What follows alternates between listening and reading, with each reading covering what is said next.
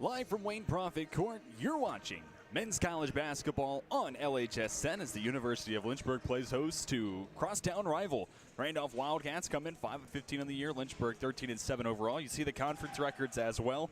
Going to be a fun battle between these two teams. Lynchburg looking for win number 9 in a row against Randolph. All that more coming to you on LHSN. TJ Wingert here to take you through all the action. This is going to be a fun one to watch, and a couple keys to game, things to monitor throughout the entire contest.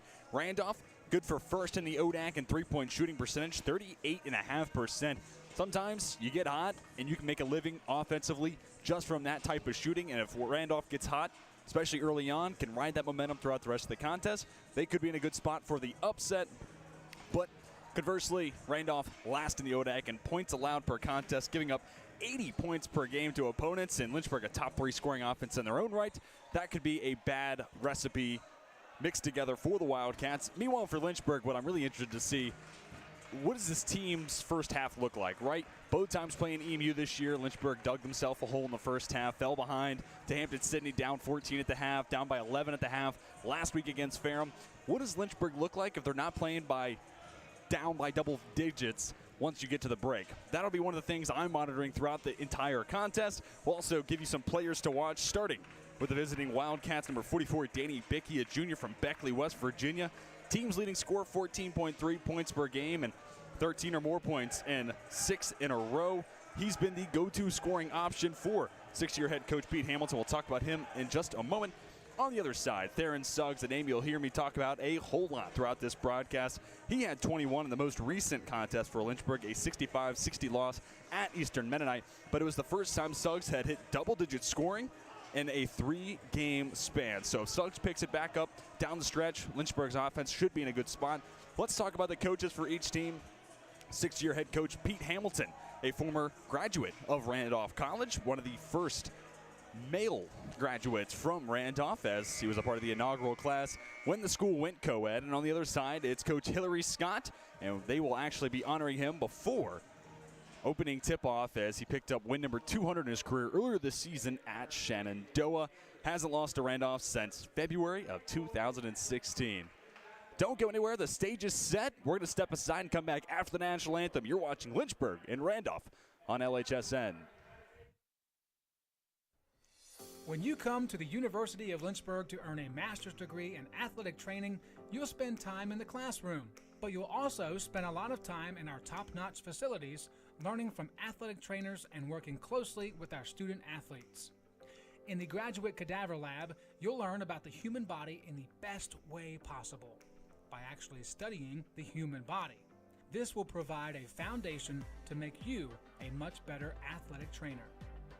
In the Athletic Training Laboratory, you'll get hands-on experience, practicing your skills, applying concepts from the classroom, and working with faculty on research projects. It's also where our hydrotherapy facilities are. This space is also used by students for studying and practicing skills outside of class time. In the Sports Medicine Clinic and Turner Gymnasium, you'll work with student athletes from more than 20 NCAA Division III sports teams, helping get them back to practice and into the game as soon as possible. As an athletic training student, you're a big part of the success of our sports teams and the success of the local athletic teams. We see this relationship as a win-win situation. You learn, and that helps us win.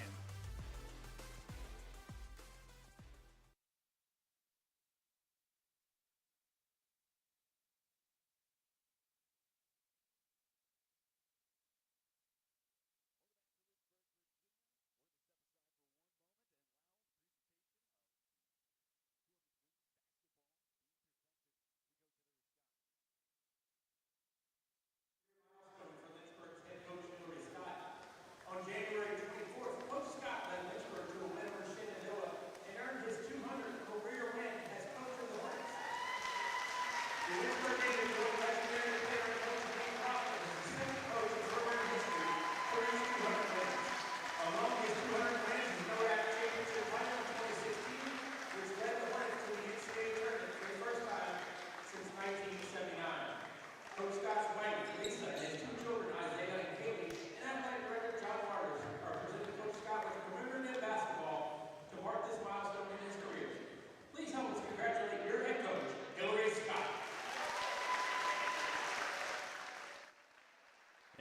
you get to see the love and support around Coach Hillary Scott in his 14th year leading this Lynchburg men's basketball program. Tonight looking for win number 204 in his Hornets career. He got win number 200 at Shenandoah on the road. One Hornets team taking down another. It's like poetry in motion, folks. Doesn't get any sweeter than that.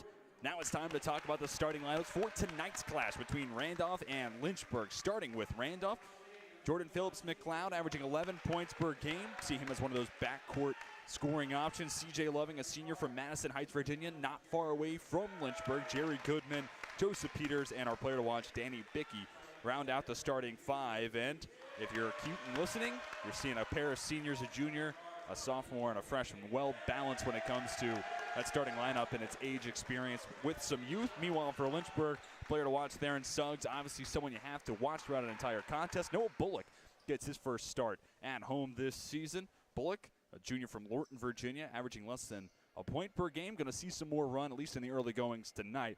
Izzy Lockamy had 20 the first time these two teams clashed this season out over at Randolph College. And to round out the starting five, Carrington Young, T.C. Thacker, two names that are a staple in the starting lineup for Lynchburg. And speaking of Thacker, second in the country with 15 double-doubles this season. That's one behind Miles Gillette from River, who has 16. River not playing tonight, so if Thacker emulates his double-double production that he had at EMU on Saturday, we will have a tie atop the country standings for most double-doubles on the season. Thacker would tie Gillette once again.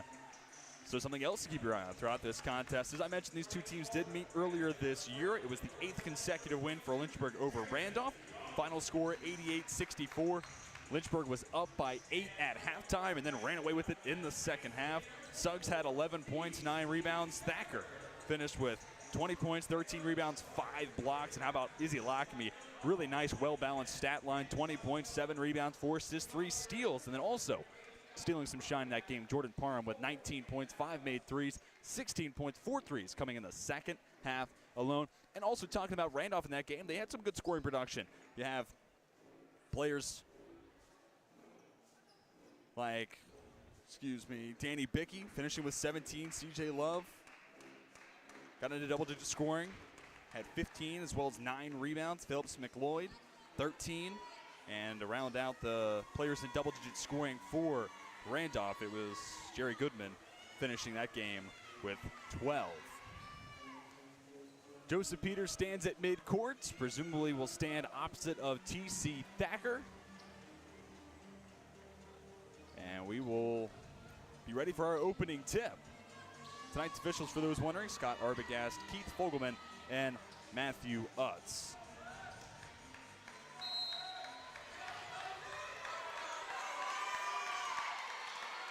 Without further ado, Wildcats versus Hornets 2.0 underway. And it's Bullock, the new name of the starting lineup, bringing it across half court. Carrington Young in the low post, gets some separation and gets away from C.J. Loving and opens today's scoring with a right-handed hook.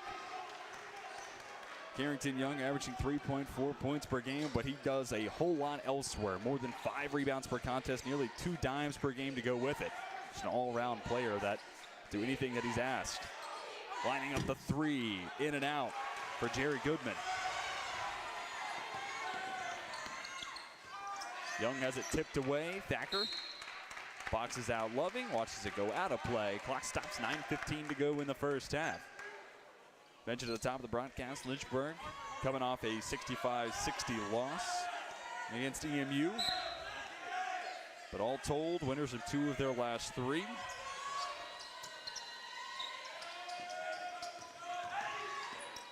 And branching out even further than that, winners of 5 of their last 7.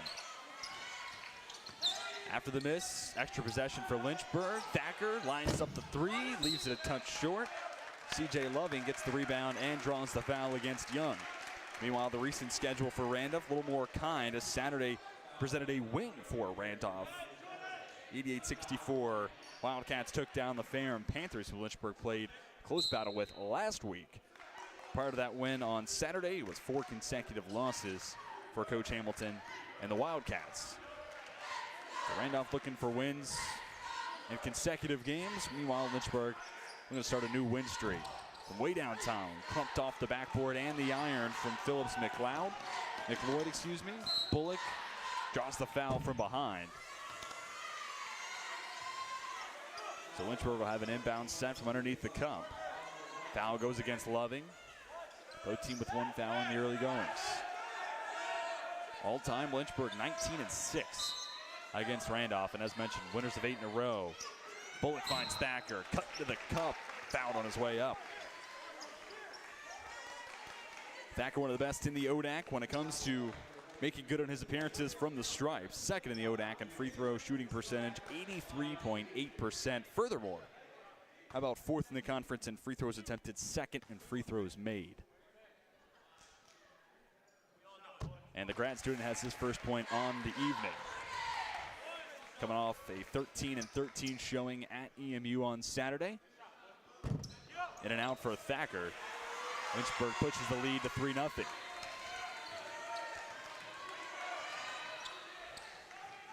Randolph preseason pick for 10th in the ODAC poll. That's currently where they sit in the conference standings, so they'd be the last team to get in if the ODAC tournament started today. Thrown away by Philip McLeod. Lackamy gets his first two on the day with ease. 5-0 run to open the contest for Lynchburg. Very different than what we've seen in games recently. Even going back to a doubleheader against EMU, men's and women's doubleheader that was here at Wayne Profit Court just about a month or so ago. It was Lynchburg with a come-from-behind win. Did the same thing in a Code Red game to start the month of February against Hampton-Sydney. Had to repeat history last Thursday against Ferrum as well. Today, looking to make it another win at home, but maybe easier route to that W. Thacker finds Young. He's fouled on the layup attempt. Whistle goes against Joseph Peters. This has been a Lynchburg team that's played really well at home, and it all started with home opening win over CNU, not ranked at the time. Then when the two teams met later on in the season, CNU was the number 14 team in the country, and the captains also in the top 10 at certain points of the season. Lynchburg, to finish my point, 6-1 at home this season. And Randolph, you see the bench on your screen, 2-7 on the road. But not long of a journey for the Wildcats to traverse. Carrington Young goes 1 for 2. Full 2-possession advantage for the Hornets. 2.5 minutes into this one.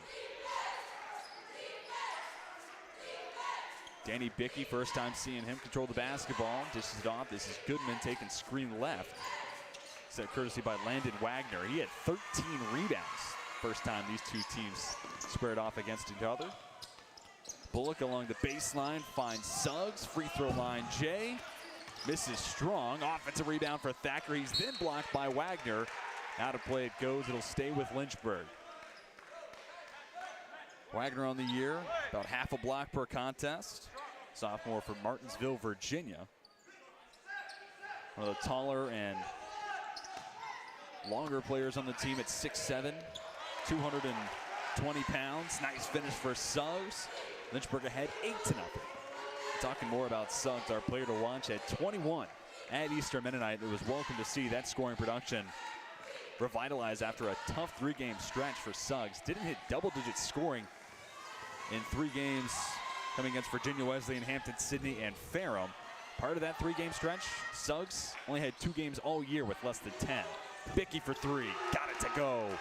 Welcome to the scoring column, Randolph, and Danny Bickey, a good reason why Randolph is top dogs in the ODAC in three-point shooting percentage. Bickey individually number 1 in the ODAC in three-point shooting percentage. How about this? 43.4% from beyond the arc.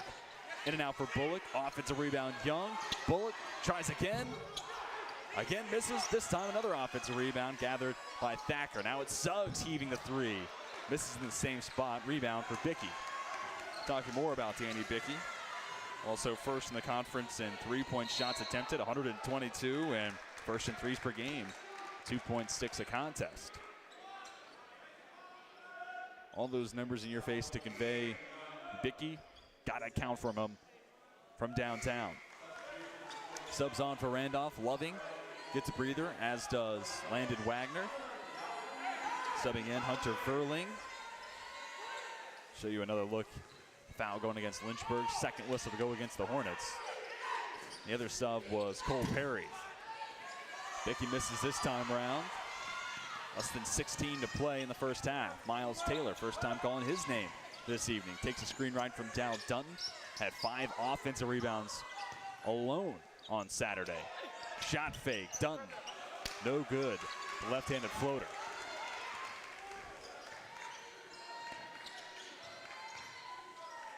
Perry hands to Bickey, defended by Lackamy. Now cutting Bickey, receives the pass, lost it for a moment. Taylor couldn't come down with it. And Jerry Goodman, the beneficiary, makes it a one-possession game again.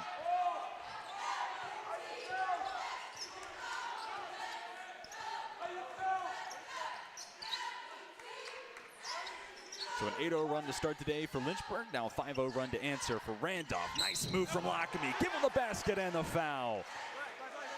But Lackamy's still down on the floor, and that is not the end of the play you would want to see if you're a Hornets fan. Grad student from Wake Forest, North Carolina. Had 20 in the first meeting between Randolph and Lynchburg. Already with 4 tonight. Fouled after knocking through the layup. Lackamy's still down on the floor. As Ty Klingerman checks in. You see him on your screen now. Lynchburg players waving off the athletic trainers. It's a tough spot on your body to land on. Look like Lackamy, the base of that bottom back, tailbone area. Not a fun place to have the weight of your body land on. And Lackamy will head to the bench and bring Jordan Parham in on for him in his place. 15:02 to go in the first half. Strong start for Lynchburg. And it's going to be Miles Taylor to take the free throw for Lackamy. They're going to cap off the old school three-point play. Lynchburg, number 1 in the ODAC and free throw shooting percentage as a team, 75.6%. Huge asset to have in your back pocket as a team, especially if your offense has been slow to start, which it has been of late for Lynchburg. And additionally, in late game situations, that's how you hold on to close W's.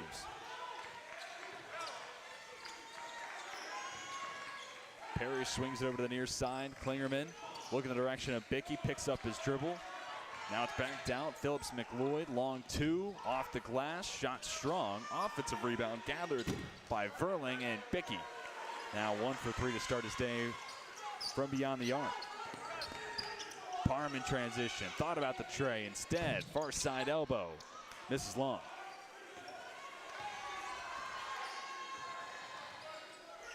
Cam Savage is going to check in at the next dead ball for Lynchburg. Good to see him suiting back up and able to play in and out in the attempt for Klingerman. Savage has not played in the last 2 games for the Hornets and suffered a scary injury a week ago against Hampton City, non-contact. And Savage was down in a lot of pain, but good to see that this season not over. Instead, still a lot of minutes left in the tank for the junior and transfer from Barton College. Phillips McLeod, sophomore from Johnson City, Tennessee, finds Danny Bickey. 10 on the shot clock. Bickey gets away from Bullock. Tapped out of play. It'll stay with the Wildcats. 13:40 to go in the first half. We've reached our first media timeout. Lynchburg up 11-5 in the early goings. Don't go anywhere. Plenty more to watch between the Hornets and the Wildcats on LHSN.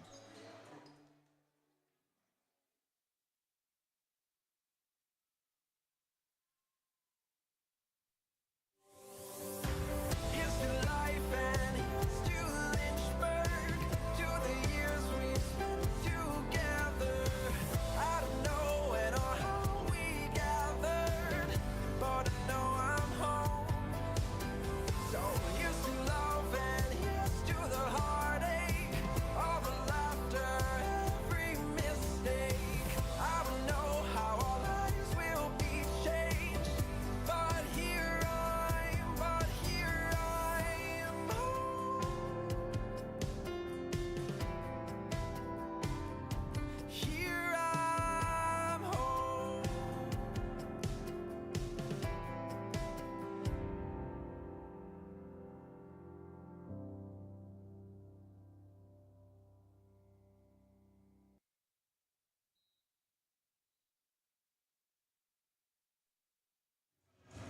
Welcome back to Lynchburg, Virginia. 6-point lead in the early goings for the Hornets. 13:40 to go in the first half. You're watching Lynchburg and Randolph on LHSN. TJ Wingert here.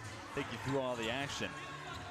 It'll be Wildcats possession coming out of the timeout. 7 seconds to work with on the shot clock, with Jared Goodman having the honors to inbound underneath the basket.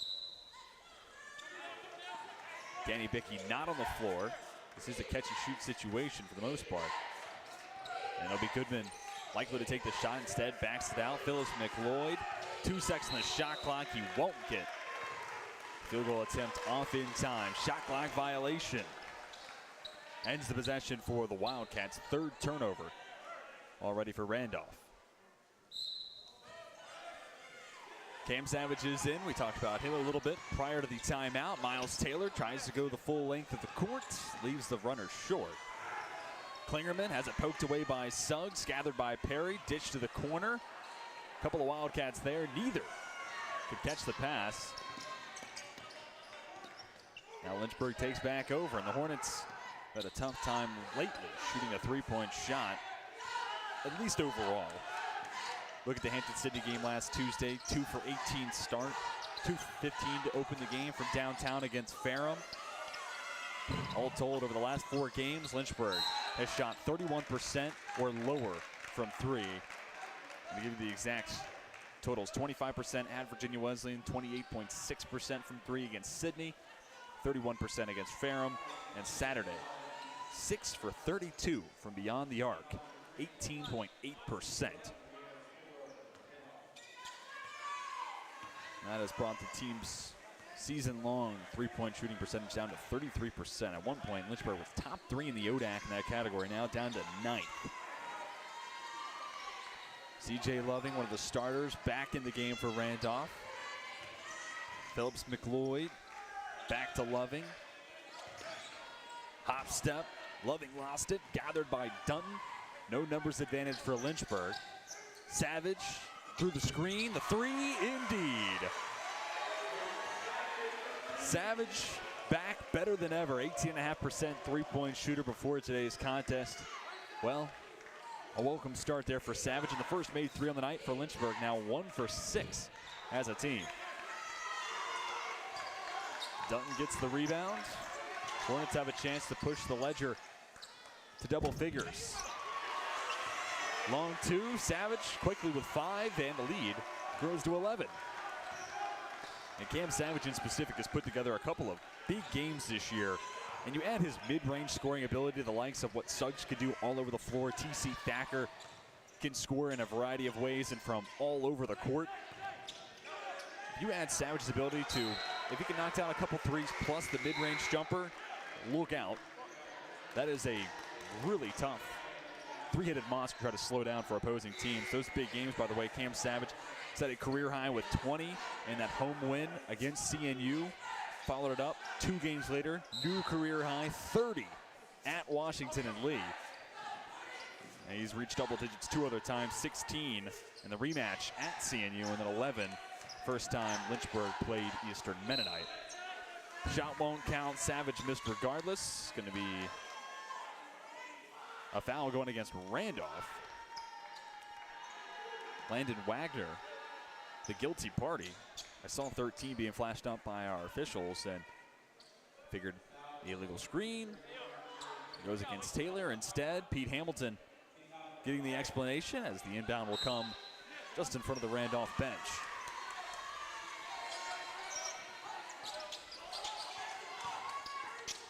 Parham from the elbow, got it to go. And a timeout call by Coach Hamilton. Take the opportunity to further have you get to know Coach Pete Hamilton, his 6th year as the head coach for the Wildcats. 2nd head coach in program history. Still looking for his first year at Randolph, though. 2018-2019 was his best year during his tenure. 12-15 overall record, 6-10 ODAC play. Both those records, by the way, career best so far with the Wildcats. But Hamilton, prior to becoming the head coach with Randolph, was an assistant at Washington Lee, Guilford, Bavarian, as well as Avery. And I mentioned at the top of the broadcast, class of 2011 from Randolph, part of the first class at the institution after moving co-ed, and even played for the Wildcats. He has his name all over the record books, including most made three-point shots in a career at Randolph.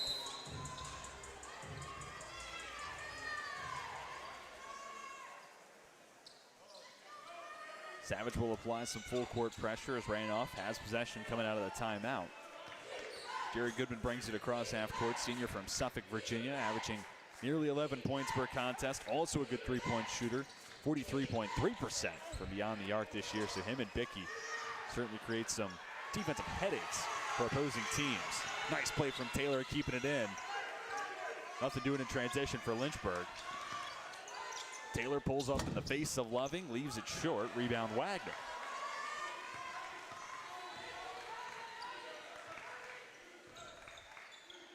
Taylor's been a really nice player to have in the rotation for Lynchburg. Gives you good size, good length. Looks confident shooting the basketball, has a good solid motion, and also a young player, sophomore from Jamestown, North Carolina. So it's nice being able to get some of those underclassmen some run, especially against or with a Lynchburg team that features a veteran-heavy roster. I mean, to sell the point, 4 of the 5 starters are grad students. And that other starting position has rotated between Dal Dunton, who's a senior. Sometimes it's Kevon James, a junior. Tonight it's Bullock, a junior. Savage has been in the starting lineup before. He was a lot to start the year, also a junior. Another one of those young players getting on the floor. Landon Sutton stands in the far side corner. Savage unable to knock down the acrobatic layup. More than halfway through the first half. Bickey back into the contest. Gets the handoff from Wagner. Attacks the cup. Fouled outside the restricted circle. The whistle goes against Sutton, who can't believe it. But Bickey will head to the free throw line, a 66.7% free throw shooter this season. Here's another look at the whistle.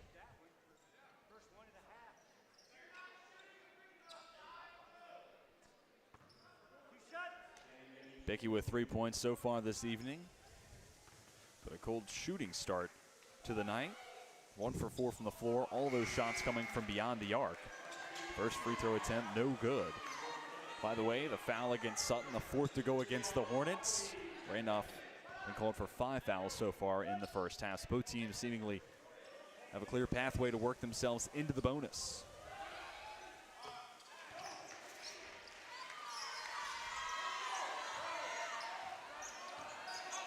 Now an 8-point lead for the Hornets. Sutton, a sophomore, High Point, North Carolina. Takes a screen from Lockamy. Now over to Savage. Got his second 3-ball of the night. How about the confidence Cam Savage is shooting the basketball with? You can notice it all the way up here in the perch atop the new stands at Wayne Prophet Court. Lots of confidence on that shot from Phyllis McLeod. My goodness, give a 3, get a 3. Stays an 8-point game.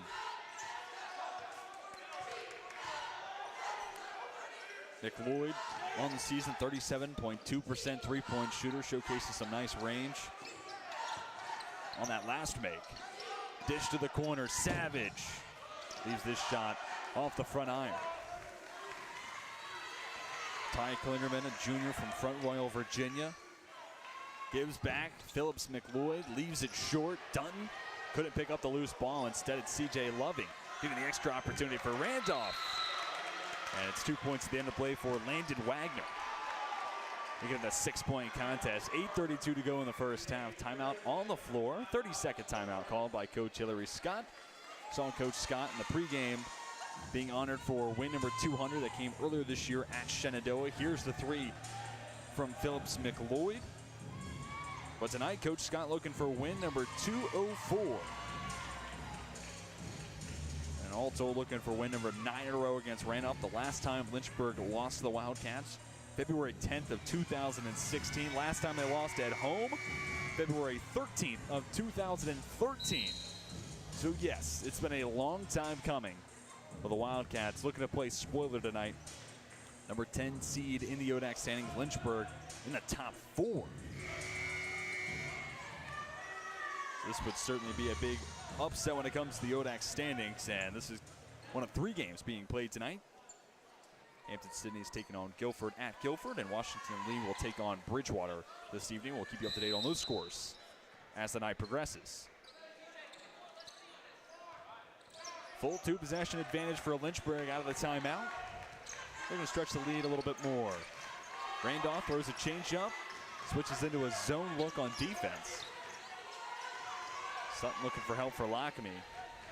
And Coach Scott comes up from the bench, and we're going to get a good look at the defense as well. Sutton strong on the miss. Offensive rebound and a putback bucket for Carrington Young. Young open to scoring. Give him 2 more. Now with 4 on the night. Darren Suggs going to check in. Next dead ball for the Hornets. CJ Loving coming off a game where he only played 18 minutes. They went against Ferrum. Still had a good night. You see the finish from Klingerman. 11 points for Loving against Ferrum. 4 for 6 shooting from the floor. That turned into a more than 20-point victory, so it might have been a situation where Coach Hamilton didn't feel the need to overuse a player like Loving. Landon Sutton enters the scoring column with a 3 from the near side wing. Lead back up to 9. The aforementioned Loving finds Bickey. Mid-range jumper, short, offensive rebound. Joseph Peters won't get the layup to fall through, but is fouled on the shot attempt. So Peters to the line, 45.5% free throw shooter this season. Freshman from Forest, Virginia. Here's another look at the miss from Bickey and the O-board from Peters. Foul goes against Young. Subs on for each team. Cole Perry, as well as Jerry Goodman back into the contest for Coach Hamilton. Like we talked about a moment ago, Suggs is in for Lynchburg. 7:10 to go in the first half. Southpaw Peters makes it a 1-for-2 trip, and now we'll check out to bring Hunter Verling back onto the court. Verling, a freshman from Lake Mary, Florida. Hasn't played more than 9 minutes in a contest yet this year. Hargrove swings it over to Sutton. We don't get to see a whole lot of Jalen Hargrove, junior from Chesterfield, Virginia. Very athletic player. Because of his size, you tend to think of him as a big, someone who can play down low, but guy can jump out of a building, long arms. Sky-high potential for sure for Hargrove. Goodman gets it to fall. 26-20, Lynchburg still ahead by 2 possessions.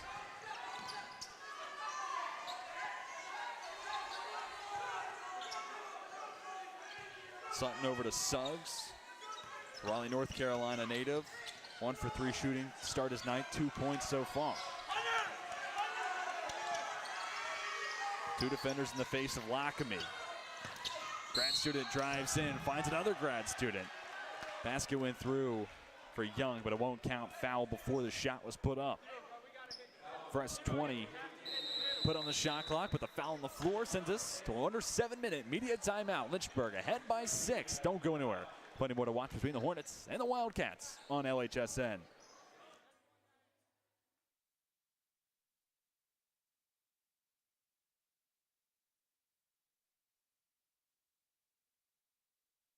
The biggest thing that I've taken from Westover is probably my interactions with faculty. I started working with Dr. Fryer. He's always available for help, and he makes sure that I get to do the experiments and not just be there while he does them.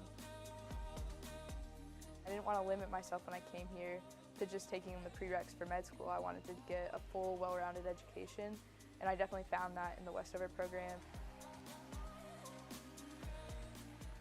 It's given me the opportunity to keep playing soccer at a competitive level, but also it's given me the ability to be a student and to pursue other activities such as EMS.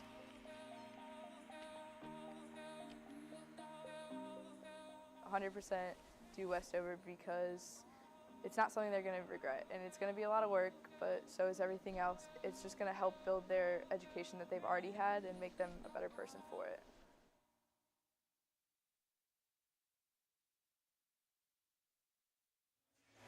6:13 to play in the first half. Landon Sutton knocking down one of 3 made threes so far for Lynchburg.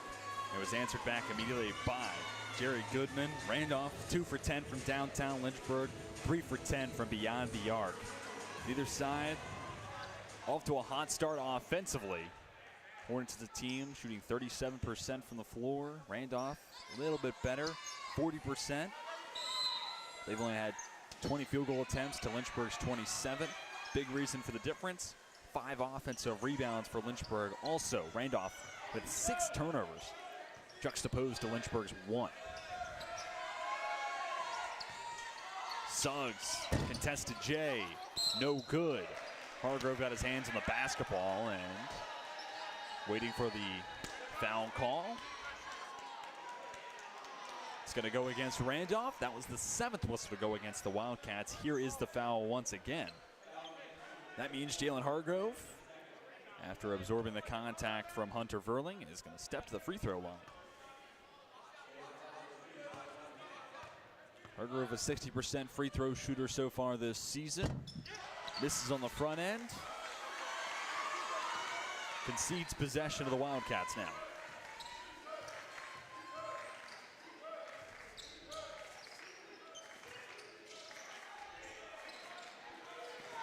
CJ Loving over Goodman. Defended by Hargrove at the free throw line. Cole Perry gets it back to Goodman. A second defender coming to help. Foul on the floor goes against Hargrove. 6th whistle to go against Lynchburg. Next foul will put a player for Randolph at the free throw line for a 1-on-1.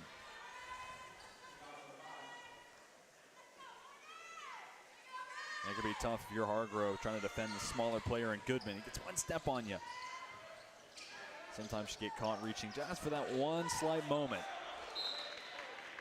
Tipped out of play. It's going to stay with Randolph. 5:27 to go in the first half. 13 seconds on the shot clock. Hargrove subs out. Trey Pittman checks in. Sophomore from Wilson, North Carolina. Floor stretching big. He'll have the task of counting for Hunter Verling. Shot clock down to 8. Bickey finds Verling. Left-handed jumper. Silky smooth. 4-point difference. Lockamy wide open. Thought about the 3. Lost possession. Bickey on the other end drives against Suggs. Leaves it short. Loose ball. Crossover from Young and ahead to Pittman, who was able to have the right-handed layup fall through, pushing the lead back up to 6. Unselfish play there for Carrington Young, getting it out ahead to Trey Pittman, who was only ahead of by maybe a step on the floor. But that's the type of play you get from Carrington Young. Unselfish and energy player, the 2 things that immediately come to mind when talking about Young. Love's floater, no good. Offensive rebound and a miss from Perry. Another O board. This time for Loving. Back out to Bickey. Off the back iron. Ball still live on the floor. Now it's Love calling timeout.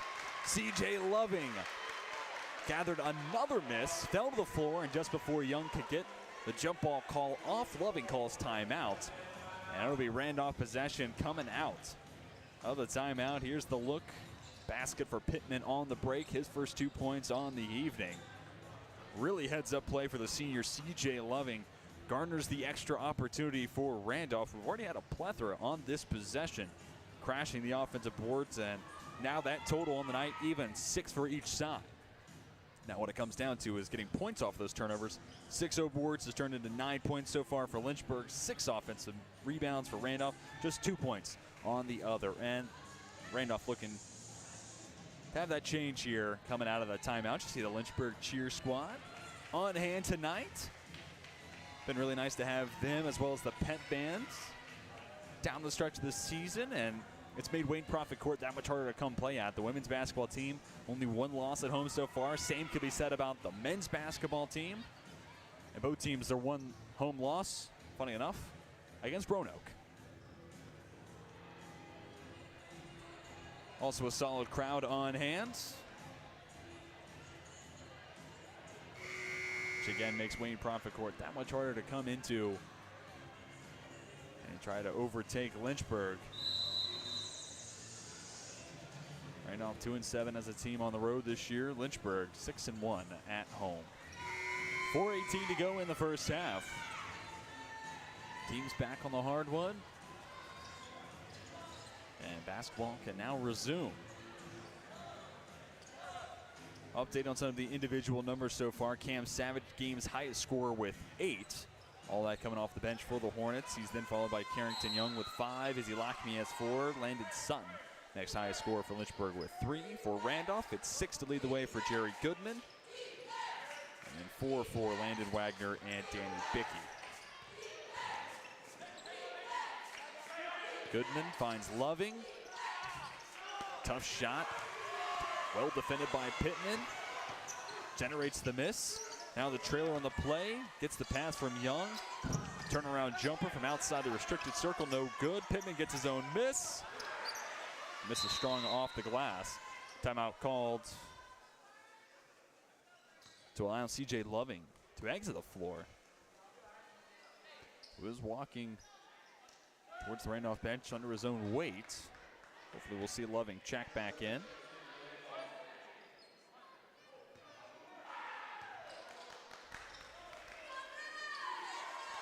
In the meantime, Ty Klingerman checks back in for Coach Hamilton and the Wildcats. 6-point game. Goodman drives. Can't finish over Suggs.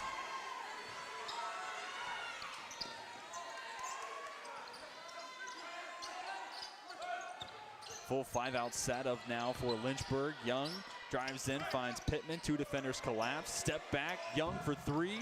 Off the side of the rim. Offensive rebound. Lockme leaves the soft touch a little too soft. Goodman answers with the left hand. Goodman now with 8 on the evening. Ties himself with Cam Savage for a game high. Suggs over his defender. No good from 3-point land. Phillips McLeod to make it a 1-point game. He's got it. Second 3-ball to fall for Phillips McLeod. He's got 6 points on the evening, all from beyond the arc. Stop, pop, lets it drop. Nothing but the bottom of the net. Now a 1-point contest. It was an 8-0 run to start the day for Lynchburg. That lead has quickly evaporated. And it was one of those things where coming into the contest, the big question for Lynchburg was, what does this first half look like, right? Down by 22 on Saturday against Eastern Mennonite. The first time the Royals took on Lynchburg here at Wayne Prophet Court, it was a first half deficit for Lynchburg. Same could be said against Hampton City and Ferrum in games last week. The story was, what was Lynchburg going to look like in the first half? And hey, 8-0 run to open the contest. Doesn't really get much better than that. As this first half has progressed, give credit to Coach Hamilton and the Wildcats. They've made some adjustments and been able to come up with some stops and some timely buckets to keep themselves around throughout the majority of this first half. Really, after that slow start, the Wildcats put themselves right back in a position to keep this a pretty close game, and that's where it's been ever since, with 2:43 to go in the first half.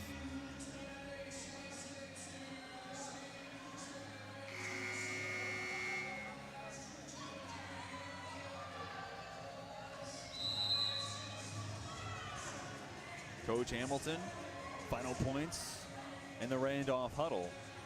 Now teams break and head back onto the court.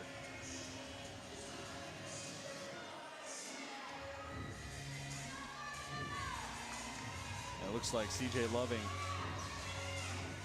still trying to test himself out on the sideline, running up and down the baseline. Just an update on his departure from the contest. Hornets have possession coming out of the timeout. And Noah Bullock back into the contest. Got his first start of the year this evening.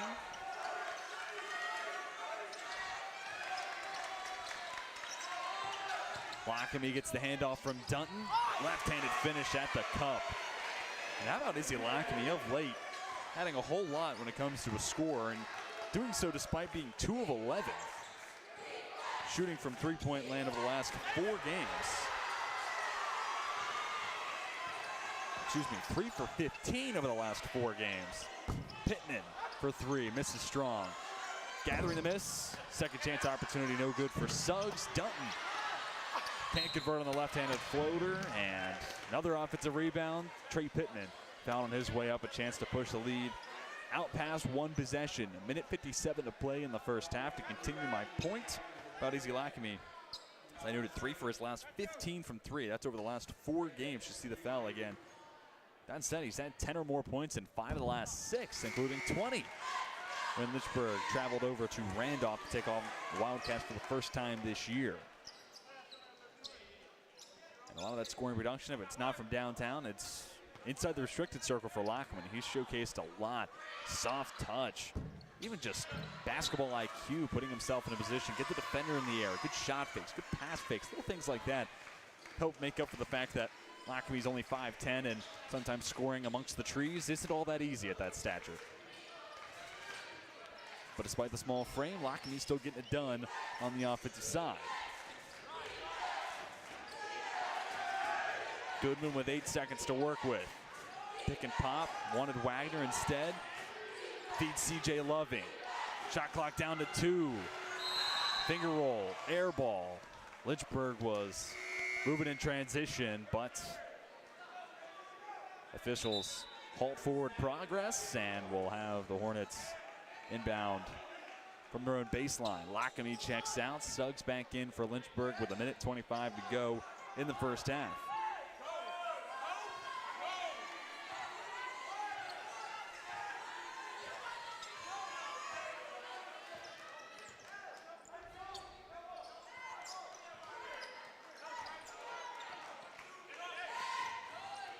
Randolph staying in that zone defense. It's given Lynchburg a little bit of a tough time of late. But a big part to why the Wildcats have been able to keep this game close, despite the 8-0 run to open the game for Lynchburg. Bickey, that'll help as well. His second 3-ball to fall.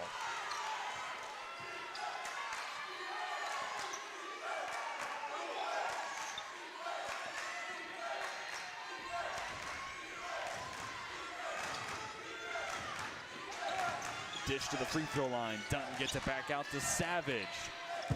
Mid-range jumper moves the junior to become the first player for Lynchburg to hit double figures.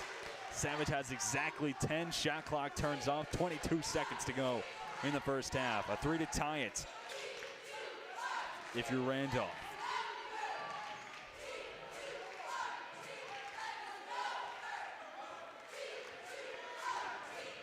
Goodman takes a screen from Wagner.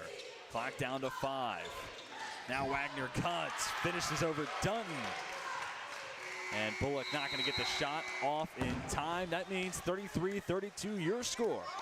Through 20 minutes of action. It's been a fun one so far. Wouldn't expect it to be any different once we get to the second half. But first, we're going to step aside and come back with some stats to get you up to date with everything that took place in the first half of action. Don't go anywhere. Plenty more to watch between Lynchburg and Randolph on LHSN.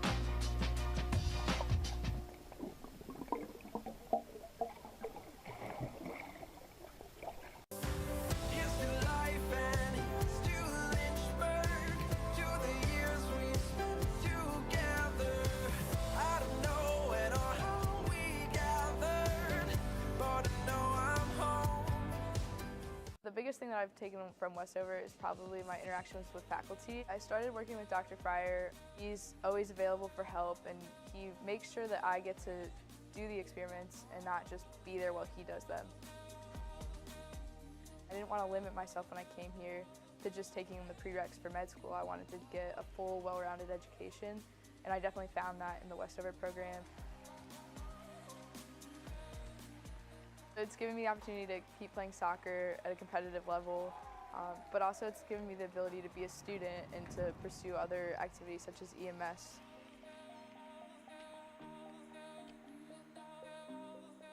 "100% do Westover because it's not something they're going to regret, and it's going to be a lot of work, but so is everything else. It's just going to help build their education that they've already had and make them a better person for it."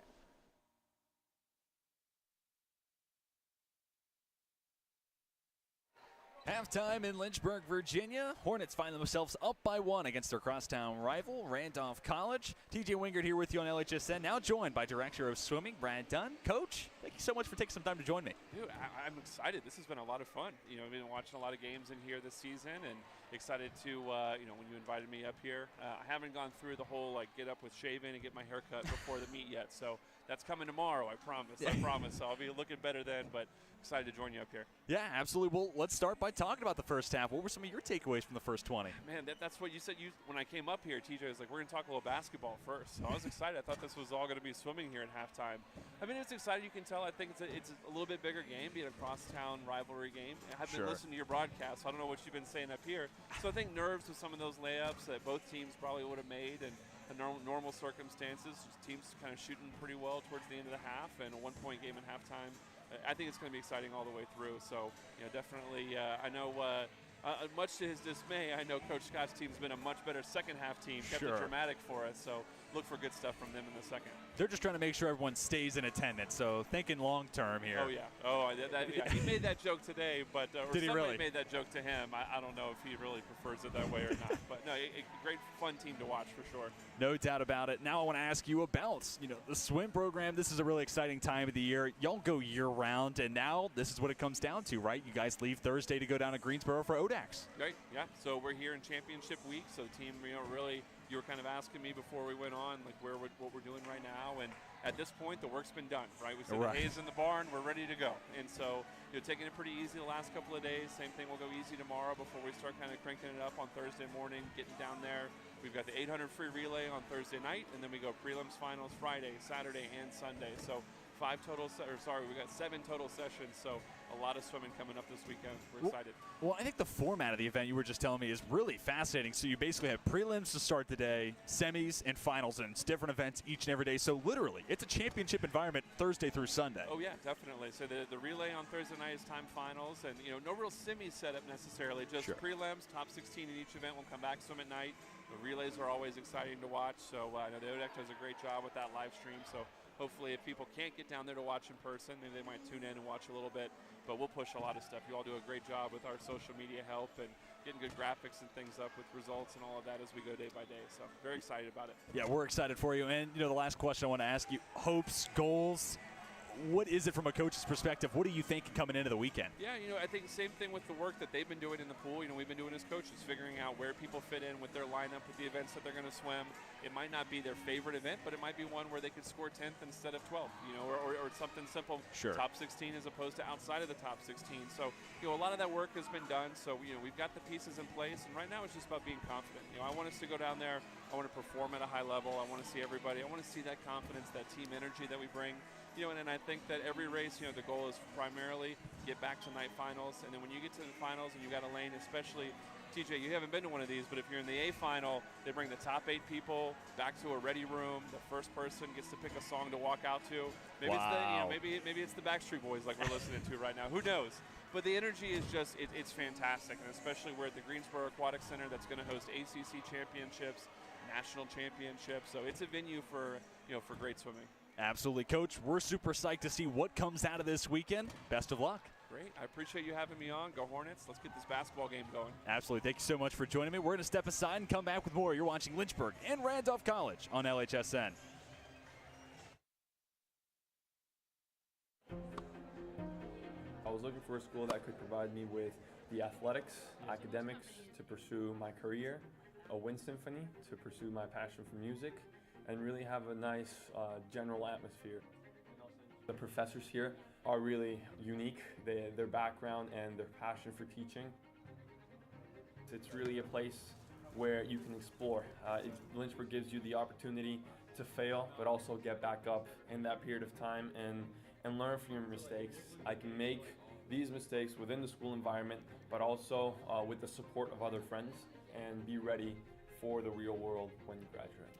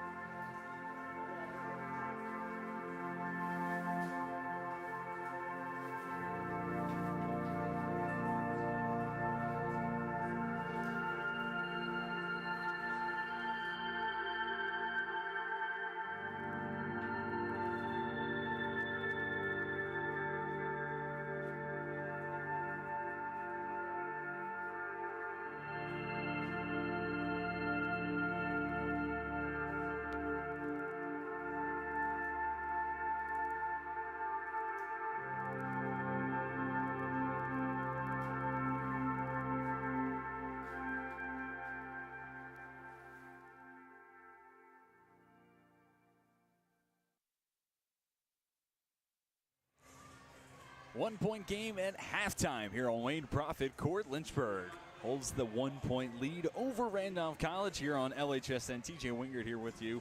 We're going to talk about stats from the first half of play. Wasn't necessarily very pretty for either offense. Randolph with a slight advantage when it comes to field goal percentage, but they also have taken 8 less shots.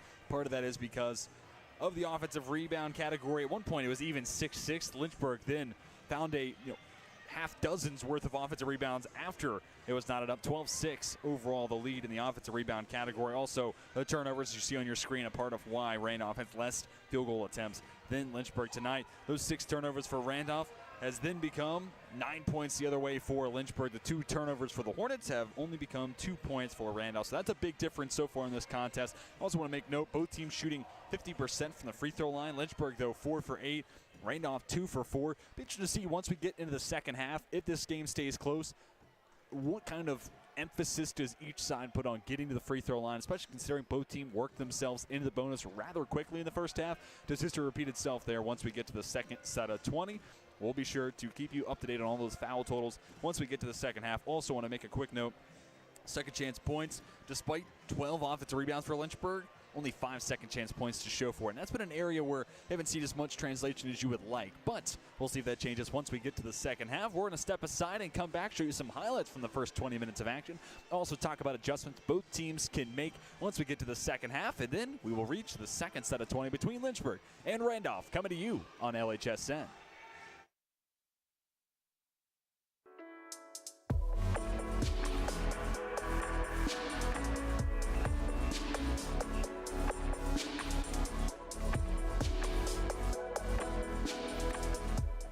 Today's a rough day. Jess and I are officially on a break. The couple canoe has broken up. It's not.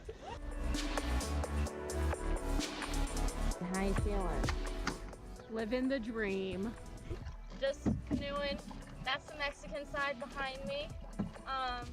The U.S. is that way. far we're all still alive. I really want a peanut butter and jelly sandwich. Woo! We did it! Kind of.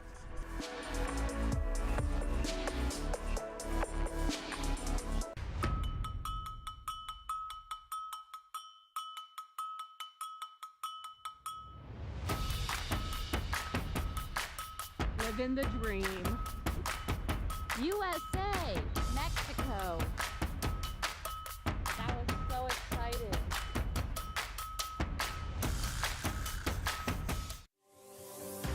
Here's to life and here's to Lynchburg, to the years we spent together. I don't know when or how we gathered, but I know I'm home. So here's to love and here's to the heartache, all the laughter, every mistake. I don't know how our lives will be changed, but here I am home.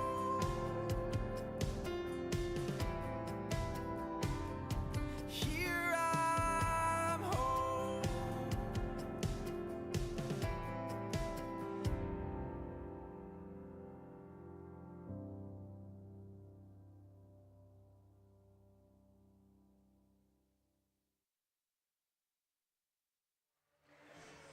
Just over a minute away from the second half getting underway between Lynchburg and Randolph College. Advantage Hornets after the first half of play, 33-32 your score. Here are some of the highlights from the first half of action. I'm going to take the opportunity to tell you about some of the scores from around the ODAC Conference. This is one of 3 games being played tonight. Amongst the other bunch of contests, Washington and Lee holds the 17-point lead against Bridgewater out in Harrisonburg, Virginia. And the only other game being played today, Hampton-Sydney has traveled to take on Guilford College. Guilford up 38-30. That game now onto the second half of play. We'll continue to update you on those scores throughout the rest of this contest. Also, let's talk about some of the individual numbers through the first half of play. Leading scorer for Randolph, 8 points for Jerry Goodman, 4 of 9 shooting from the floor, 0 for 1 from 3, but certainly a threat to break out at any moment from downtown. Same could be said about Danny Bickey, 7 points, going 2 for 8 shooting from the floor, 2 for 6 from 3. And Jordan Phillips McLeod came through with a couple of timely buckets, 2 for 5 shooting from the floor, 2 for 4 from downtown. 6 points to go along with Landon Wagner having the same total after the first half. For Lynchburg, leading scorer and game size scorer is Cam Savage with 10, his 5th game this year, reaching double figures. Izzy Lackamy has 6, Carrington Young with 5, Landon Sutton, Trey Pittman each have 3, then Theron Suggs with 2. And how about this? TC Thacker just 1 point, 1 for 2 from the free throw line, 0 for 2 from the floor. So Lynchburg with a 1-point lead at the end of the break, but between Thacker and Theron Suggs, just 3 points between the 2 players you might look to and say, night in, night out, those are the 2 you would anticipate seeing the top of the box score, leading the way for Lynchburg in their offensive production. Not the case through the first half.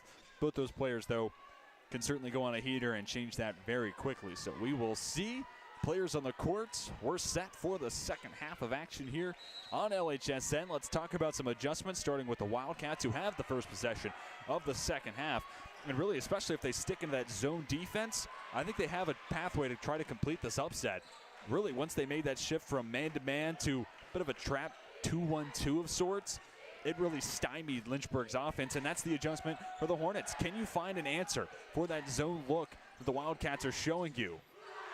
Especially when you find yourself down by 2. How about Jordan Phillips McLeod stepping into the three-point shot? His 3rd trifecta on the night. First lead of the evening for Randolph.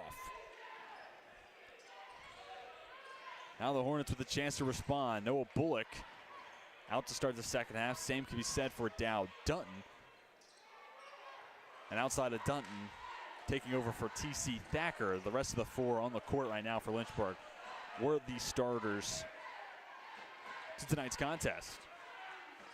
And for Randolph-Macon, it's the same 5 that were in the starting lineup. Back into the court to start the second half. Bickey had it jarred away. Shot fake. Easy 2 for Joseph Peters. Lead grows to 4 for Randolph, who have a good crowd in attendance. Obviously, it's not a very far travel from Randolph over to Lynchburg, and the Wildcats fans have certainly made their presence felt, and Dow Dutton now called for the travel. Just the third turnover on the evening for the Hornets. But a chance with the door ajar. Made bucket makes it a full 2-possession lead, or three-point shot makes it a 3-possession advantage for Randolph. Number 10 team in the ODAC standings. Out in front by 4 over the number 4 seed in the conference standings. Loving, well defended by Young, backs it out to Phillips McLeod. Goodman takes the screen from Peters, drives against Bullock. Right-handed layup attempt, touches back iron, ultimately misses, rebound for Dunt. Bullock pushes the tempo, finds the trailer Young, trying to get it out to Lockamy, poked free by Bickey. Consecutive possessions ending early for the Hornets. Phillips McLeod for 3, in and out. Had plenty of space coming off the screen. But a lucky bounce for Lynchburg. Carrington Young takes it himself. The flex of the muscles, the tail end of the play. It's a 2-point contest now.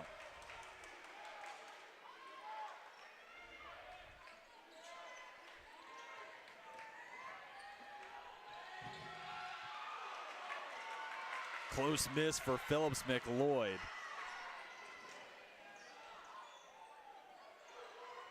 A little bit of bad fortune to go against the sophomore. Down Dunn on the other end. Soft touch. And with the hook shot, we're knotted up 37-all. CJ Loving gets it back to Goodman to bring it across half court. Speaking of Loving, 0 for 4 shooting from the floor. No points at the end of the first half for Loving as well. Tipped out of play, last to touch it. A Hornet stays with Randolph as subs check on. Landon Wagner, accompanied by Cole Perry, back on the court for Coach Hamilton and the Wildcats. 16:43 left until the conclusion. Goodman sails the pass, but a whistle's blown. Foul goes against Lynchburg, the first foul in the second half. Whistle goes against Suggs, his first on the night.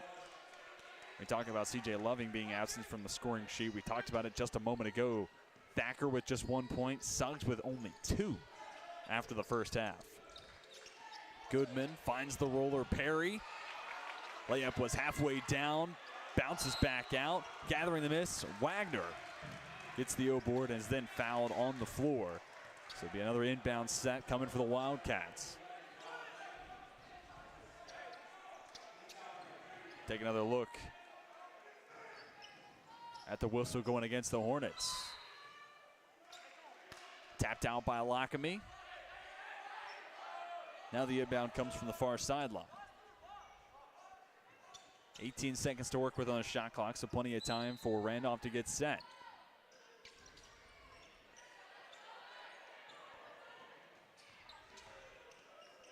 Perry hands off to Bickey. The 3 knocked through. Wildcats move back in front.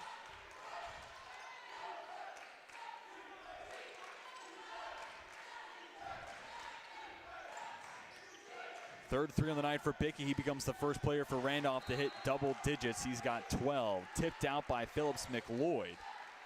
Just across the Lynchburg bench. Bullock will inbound from the far sideline. And for Bickey, 9 of his 12 points so far coming from beyond the arc. Bullock sends Phillips McLeod to the floor. Misses the turnaround J. Whistle at the tail end of the play. Goes against Izzy Lockamy. Less than 16 to go in the second half.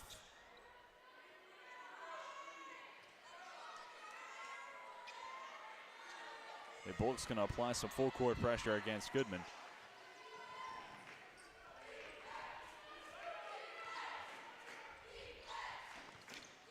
Goodman spin move at the free throw line. Can't knock down the layup after. No-look pass, Young to Dunton, trying to get it out to Lockamy. Pass tipped into the stands on the far side of Turner Gymnasium. Seth Hildebrand checks in for the first time this evening. See the no-look pass from Young, and then as Dunton was trying to make the unselfish pass to the corner, had the potential dime swatted out of play.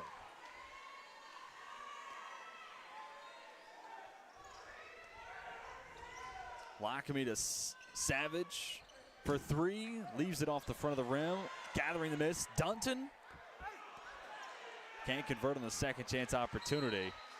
And Carrington Young called for the foul at the very end of that possession. As Wagner got the miss. Third foul to go against Lynchburg, third to go against Young.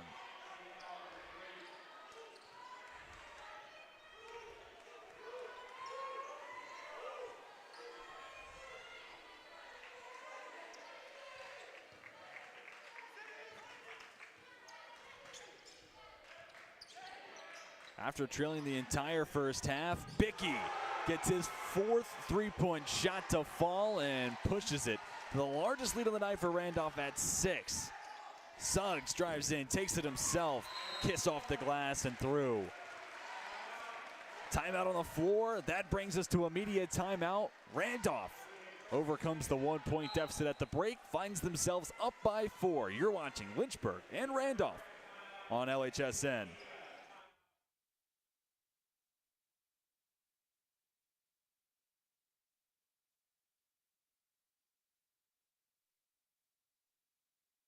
My name is Joshua Carr. I am a senior. I am a theater major as well as a history minor. I live in 5th Street, the historic black neighborhood. The money came in, transfer, scholarship, all that. I appreciate that greatly.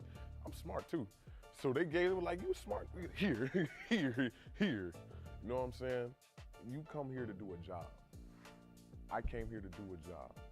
A student's job is to get that degree and make something of ourselves. I love the diversity here. I love the different interests of people here. I can teach somebody that doesn't know what I know, and that person can teach me something that I don't know that they know. So that's what I love about my school. They respect that and they allow us to showcase and voice our expressions. That's what you get here.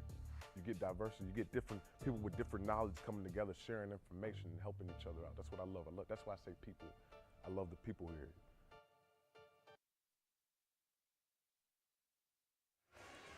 14:57 left to play. Wildcats ahead 43-39 out of the media timeout. Want to make note, Danny Bickey with 15 on the night, game's highest score. He's now surpassed and continued the trend. 13 or more and now 7 consecutive games. Been able to say that now in 10 of the last 11 he's played. And it's Randolph with possession coming out of the timeout. Chance to extend their 4-point lead. Use Bickey as a decoy. Phillips McLeod now finds Bickey. 3 is strong. Getting the miss. Cole Perry garners an extra possession. Now the runner touches iron twice. No good for Bickey, but Landon Wagner on the second offensive rebound of the possession pushes the ledger to 6. Savage nearly lost it. Able to get it out to Lockamy. Looks like a 3-2 zone for Randolph. 3 defenders collapse on Lockamy. Dumped down low. Dunton looking for help. Young drives in. Give him the basket. And the foul on top. Carrington Young up to 9. Chance at the free throw line to become the second player for Lynchburg to hit double digits. Feels like every time the Hornets have needed a bucket, get themselves back on track, Carrington Young has inserted himself as the go-to player. Still haven't seen TC Thacker touch the floor in the second half. Young misses the free throw, stays pat at 9. One more point to be the third time this year Young has scored in double digits. He had 10 against Muskegum, 12 at Shenandoah. And Coach Scott's 200th career win. Today, Coach Scott looking for win 204. Bickey from the free throw line. Shooter's touch. Has it sink through.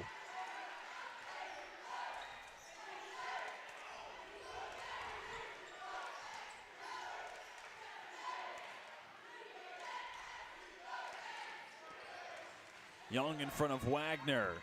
Acrobatic layup attempt, no good. Getting the miss. Taylor draws the foul on his way up.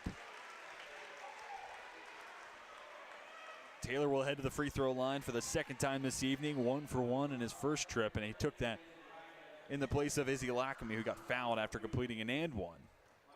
Or excuse me, after getting fouled on an and one. Couldn't take the free throws as Lackamy checked out. Taylor took it for him. Starts this trip at the charity stripe with a make. Second foul, by the way, to go against very far off the mark there, Randolph. Ferrum is who Randolph took down in their most recent game. 88-64, Wildcats taking down the Panthers. That ended a 4-game losing streak. So Coach Hamilton and Randolph looking for 2 wins in as many games. Lynchburg, though, coming off a loss at EMU on Saturday. We're going to get back to their winning ways. They'll do so from behind. This would make the 4th consecutive comeback win at home for Lynchburg. That is, of course, if they make the comeback. Bickey fading away. Won't see it fall this time. Loving with an offensive rebound and foul on the second chance opportunity. Loving scoreless so far. The O board his 5th on the night. 5th rebound, that is. Now Loving to the free throw line, a 50.8% shooter from the stripe. Saw Coach Hamilton for a moment. Loving knocked through the first. 5-point advantage for Randolph. Loving averaging 11.5 points per game. Has his first 2 now.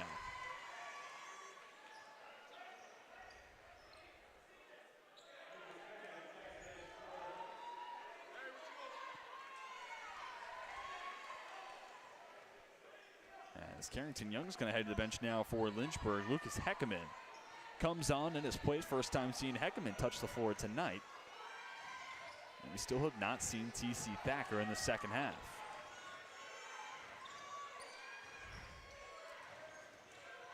Taylor finds Savage, now back down from the top of the arc. Miles Taylor won't get the shooter's roll. Lynchburg down by 6, needing a stop. Backdoor cut, Bickey. Right-handed layup. Pushes the lead to 8.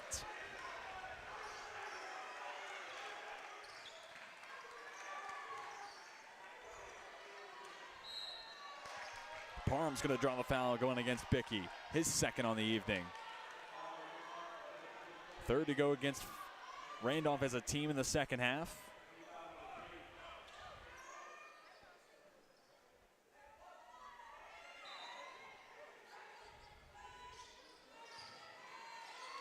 So far in the second half, Randolph ahead 19-10.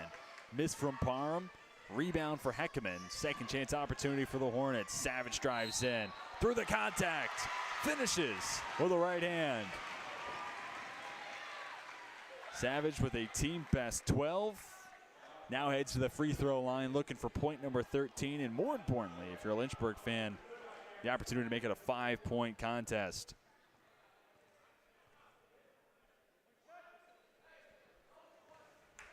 Fouls now even between the two sides, 4 apiece. Savage converts on the old-fashioned 3-point play. Lynchburg looking to see that turn into momentum. Down by 2 possessions. Goodman lost it. Whistle blown. It goes against the Hornets. Lynchburg fans, let it be known they don't like that call. Let you be the judge at home. Did Suggs reach? He's calling for his second foul on the evening. Bickey against Heckerman. Stops. Has it drop. Plus the foul on top. Danny Bickey heating up the right time for Randolph. Foul goes against Miles Taylor.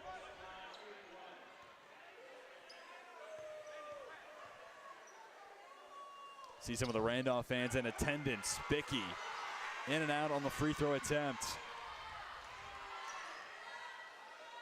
Bicky with 21 on the night. Savage from just outside the restricted circle. Moves up to 15 in the contest.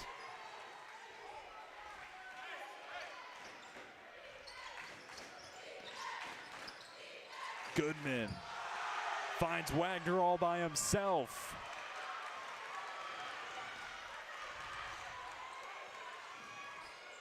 Taylor just ahead of the free throw line. Leaves it a touch short.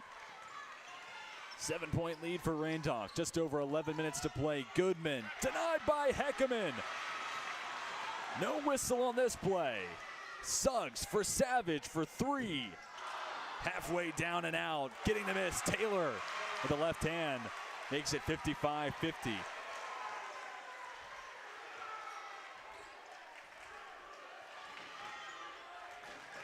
Taylor now with 5 on the night. That was his first made field goal.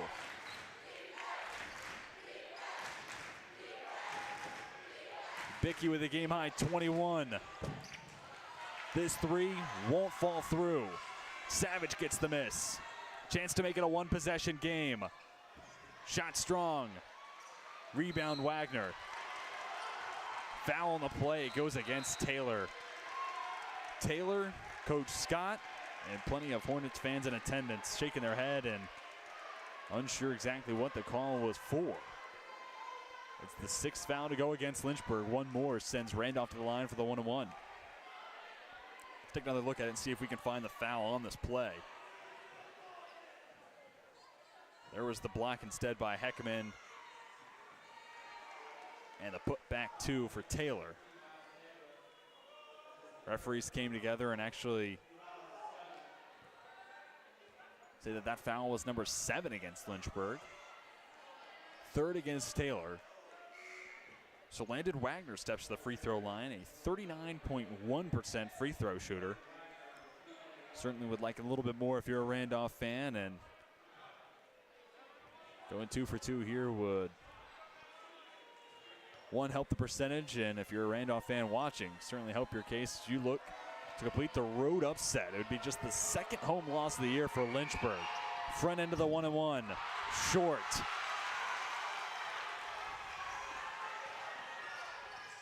Suggs steps back.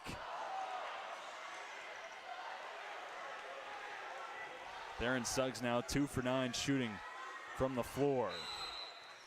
Jordan Phillips McLeod dribbles towards Coach Hamilton, and a timeout called. Sends us to a media timeout. 55-50 your score. 10:09 to play. Randolph looking to complete the road upset and take down the Hornets for the first time since 2016. Watch the conclusion when we come back on LHSN.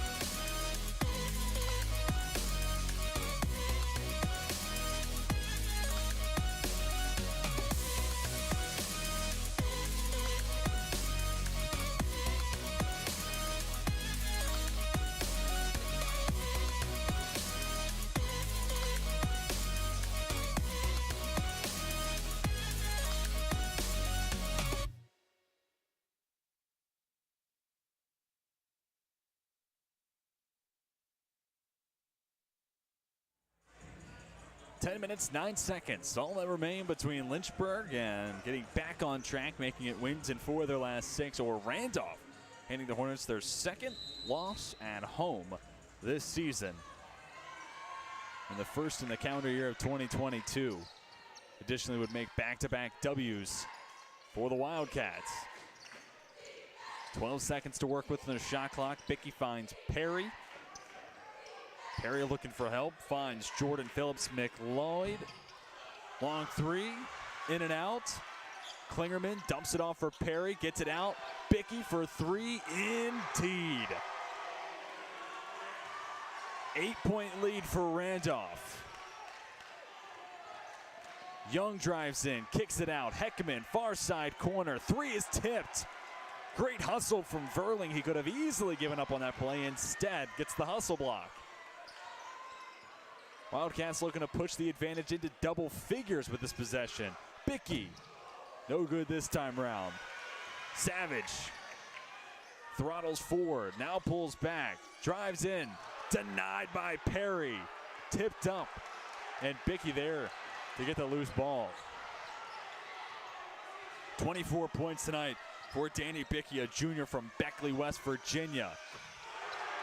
Jordan Phillips McLeod with another trifecta to go. Hits fourth on the evening. All 12 of his points have come from three-point land. Timeout called by Coach Scott. It's going to be a full timeout. Lynchburg finds themselves down by 11. Lynchburg opened the game on an 8-0 run. You see another look at the three from Phillips McLeod, a plus 37% three-point shooter coming tonight. He's 4 for 8 from the perimeter this evening. Less than 9 minutes to go. Lynchburg has come from behind in each of the last 3 home games, taking down EMU, Hampton-Sydney, and Ferrum. Those were games where they trailed at halftime, had a full 20 minutes to make the comeback, like against Ferrum when Lynchburg was down by 11 against the Panthers at the break. Tonight played like a little bit of the inverse. Lynchburg ahead 8-0 to open the contest, ahead by a point once we got to halftime, though the steam had certainly simmered away for the Hornets. Now Lynchburg down 11, less than 9 to go. Part of it's going to be containing the three-point shooters for Randolph. Danny Bickey himself 5 for 11 from beyond the arc. Talked about Phillips McLeod. He's 4 for 8. Those two players have all 9 made threes. So the good news for Lynchburg, key on those two. Don't let them have any room to breathe. You might be okay to try to limit the three-point production for the Wildcats. Again, those two have all 9 made threes for Randolph. Wildcats as a team, 9 for 23 from beyond the arc, 39.1%. Meanwhile, Lynchburg on their side, coming off a game where they were 6 of 32 from 3 against EMU this Saturday. That's 18.8%. Well, tonight, not much better. 3 of 17, and percentage-wise, it's actually worse, 17.6% from three-point land. Couple made shots. Try to get some confidence on your side if you're a Hornets fan. Bullock finds Carrington Young, nearly turned it over, and does. Phillips McLeod to pick it up. Gets a screen from Verling. Long two, southpaw, knocks it through. 13-point lead for Randolph. It'd be the first win in this building for the Wildcats since 2013.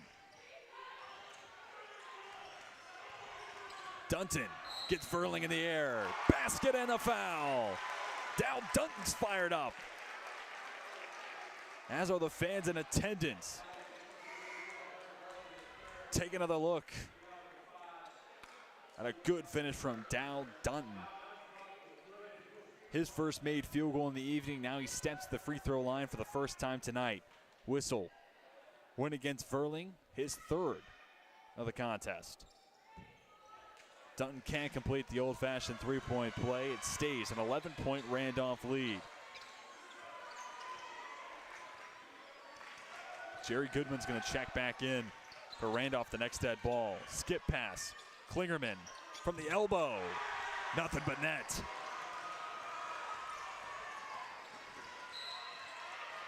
Phillips McLeod called for the foul from behind.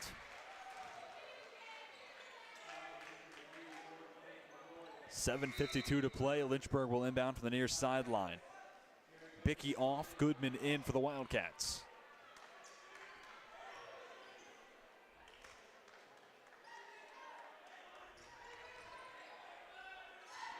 Theron Suggs finds Carrington Young. Might have been kicked away. Dunton finishes through contact regardless. Couple of big buckets for the senior. Lynchburg looking to stay alive. Elijah Davis is going to check in with the next dead ball. Still have not seen T.C. Thacker in the second half. Bullock called for the foul. Goodman Gonna step to the line.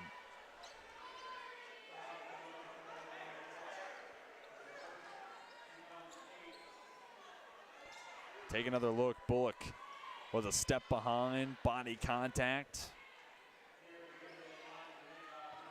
This becomes the first 2 free throws on the evening for Jerry Goodman.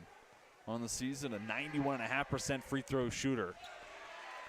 He starts tonight 1 for 1 from the line. 12-point lead for Randolph.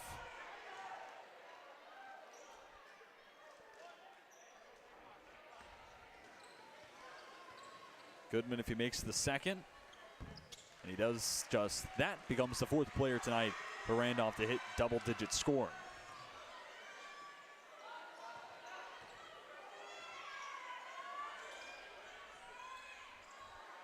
Davis checked in after the first made free throw.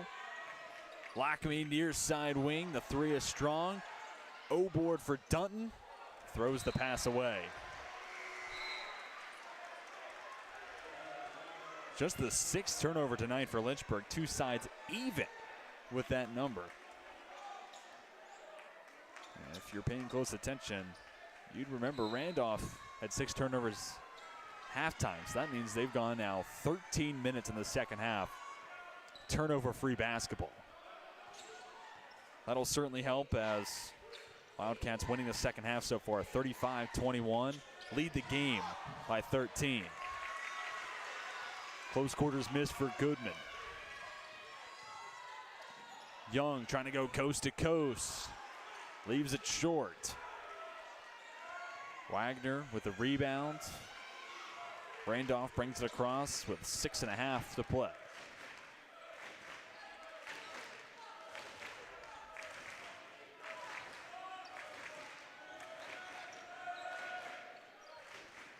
Goodman defended by Suggs. Now into the hands of Philip McLeod.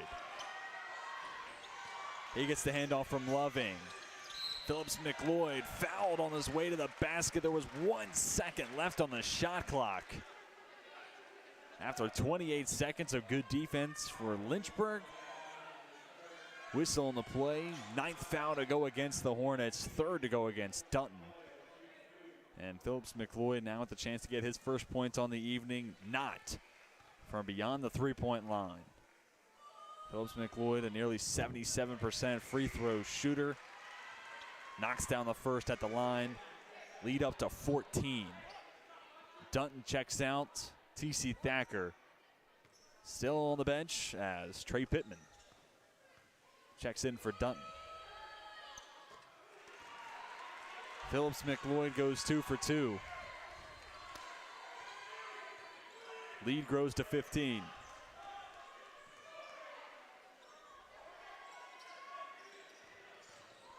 Suggs drives, stops at the elbow. Silky smooth jumper in the face of a defender. First made bucket of the second half for Theron Suggs.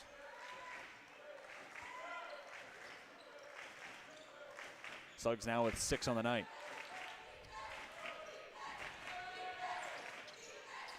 Goodman finds Wagner. Give him the and one. Landon Wagner up to 12 on the night. Really nice feed from Jerry Goodman. Averaging almost 3 assists per game.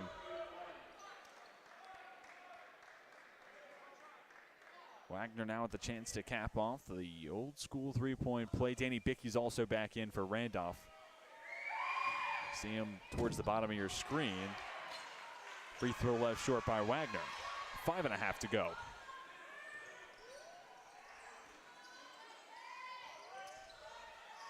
Suggs in front of Bickey. Pittman back out. Elijah Davis lines up the 3. Nothing but the bottom of the net. Davis trying to get the crowd into it.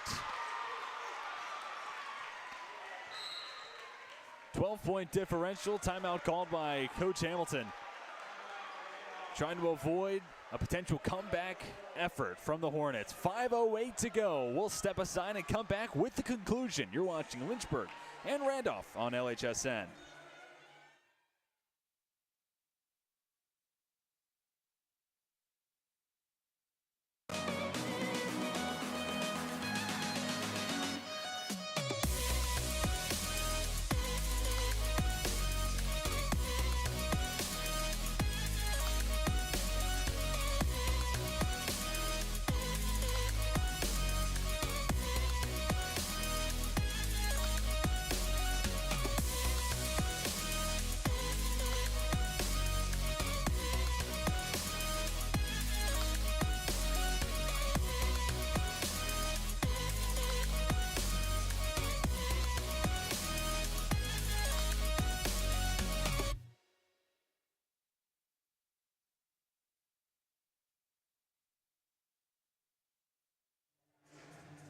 Danny Bickey, the game's leading scorer with 24 on the night.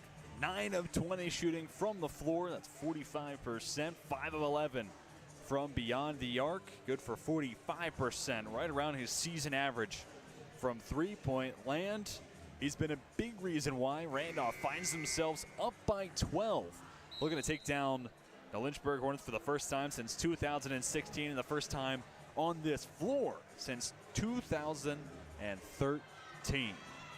On the other side, Lynchburg needs a late comeback for win number 4 in their last 6 and win number 9 in a row against Randolph College. Been a fun one so far. Don't go anywhere. Wouldn't expect the conclusion to be any different.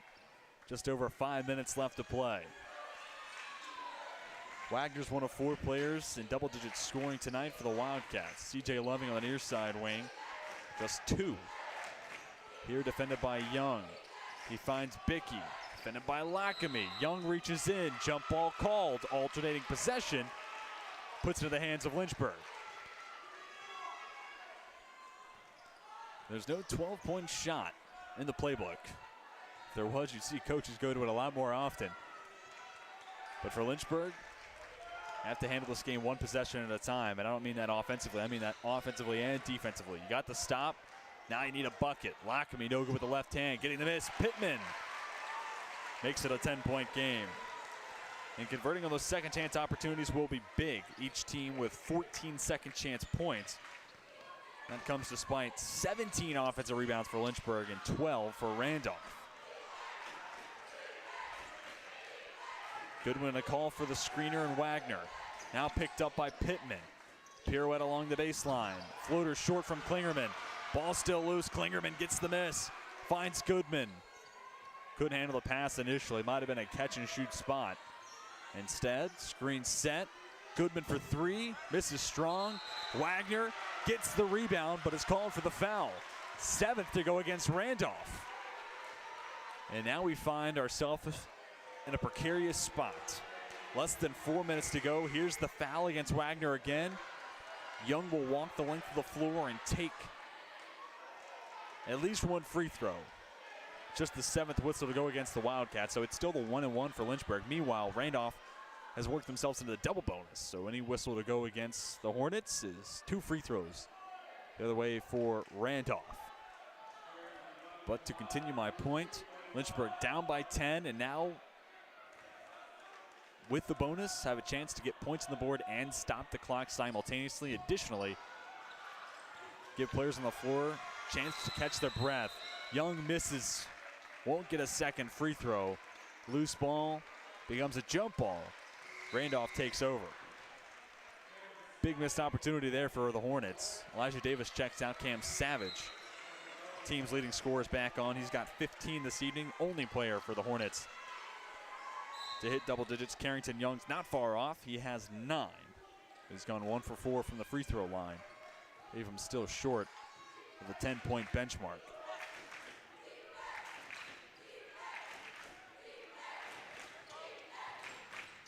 Screen set by Loving. Goodman keeps. Has a step on Young. Trying to get it to Verling. Big couldn't handle the pass. Lynchburg in transition.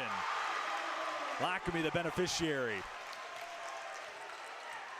Lackamy up to 8 on the night. 8-point difference. Jordan Phillips McLeod at the top of the key. Gets it off to Goodman. Defended by Suggs. Floater short.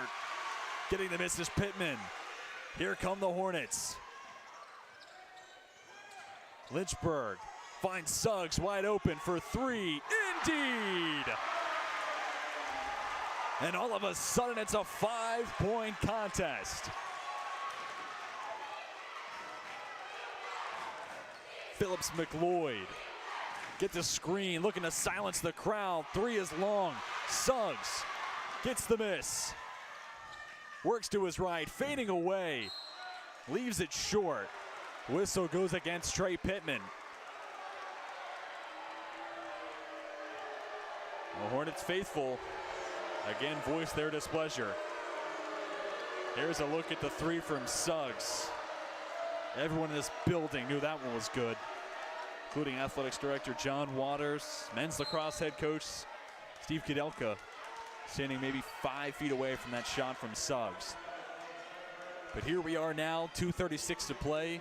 Hunter Verling stands at the line, a freshman from Florida. Hasn't played more than 9 minutes in a single game this year until tonight. Some of the biggest free throws in his early college career. He sinks the first. These are the first 2 free throws on the night for Verling. 75% free throw shooter before tonight's contest. Chance to push the ledger back to 7. Verling unable to do just that. Full 2-possession lead, though, for Randolph. Suggs has the pass tipped by Bickey. The floater rattles through.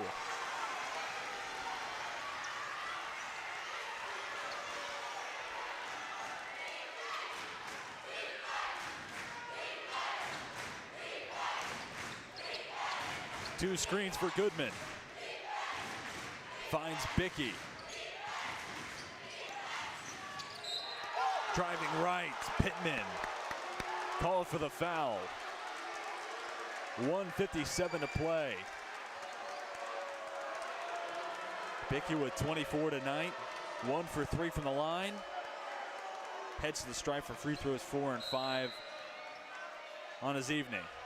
But first, referees step in. Between Verling and Young, also signal towards the Randolph bench.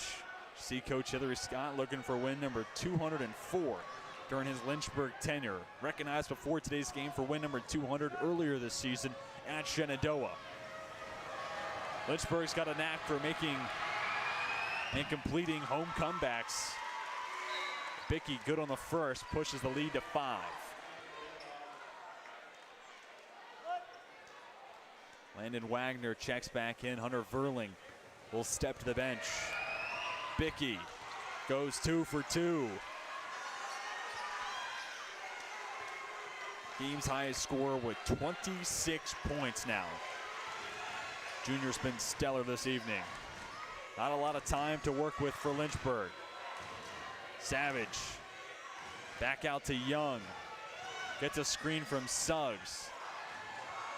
Dish goes to Pittman. 10 seconds on the shot clock. Now to the corner. Lockamy will drive in.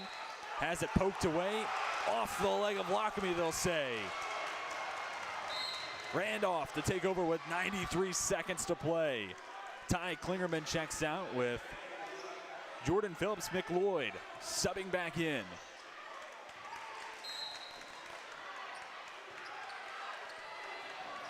It's the original starting 5 on the court right now for Randolph, with one difference. Joseph Peters not on the court right now. Instead, it's Landon Wagner. CJ Loving tries to drive against Pittman instead. Bickey, 3, no good. Suggs gets the miss. Pittman wide open for 3. No good. Getting the miss and the putback 2. Carrington Young makes it a 4-point contest. Timeout called by Coach Hamilton. This game has not disappointed. Another look, miss from Pittman. And Carrington Young, for the 3rd time this year, reaches double-digit scoring in a contest. Young with 11, even with Suggs. Leading the way for Lynchburg is Cam Savage. On the other side, Danny Bickey with a game-high 26. Then it's 14 from Jordan Phillips McLeod, 12 from Landon Wagner, and 10 for Jerry Goodman. 65 seconds left to go. And a spot here, Coach Hamilton has to be emphasizing ball security. One, you need to get the pass in. No 5-second violation here. You cannot give Lynchburg an opportunity to inbound from underneath their own cup and make it a 1-possession contest. Got to get the pass in, and once it's in, get across half court within the allotted time. And even if you don't make the shot, if you can take up nearly the full 30, if not the full 30, put yourself in a position where you're still up by 2 possessions with essentially 1 shot clock left, give or take. And that's where you want to find yourself if you're the Wildcats. Now the question becomes, if you're Lynchburg, if Randolph gets it across half court, do you foul? It would be a guaranteed 2 free throws for whoever Lynchburg sent to the line. So if you got the right player, maybe. But if it's someone like a Jerry Goodman, nearly 92% free throw shooter, maybe you elect to have the possession play out, hope you get the stop, get a bucket, then you go to the fouls game. But of course, if you're a Lynchburg fan, you are hoping for the complete opposite of if you're a Randolph fan. The beauty of sports, right? Lynchburg looking for the turnover. Wildcats looking to complete one of the simplest aspects of the game. They do get it in. No pressure applied by Lynchburg.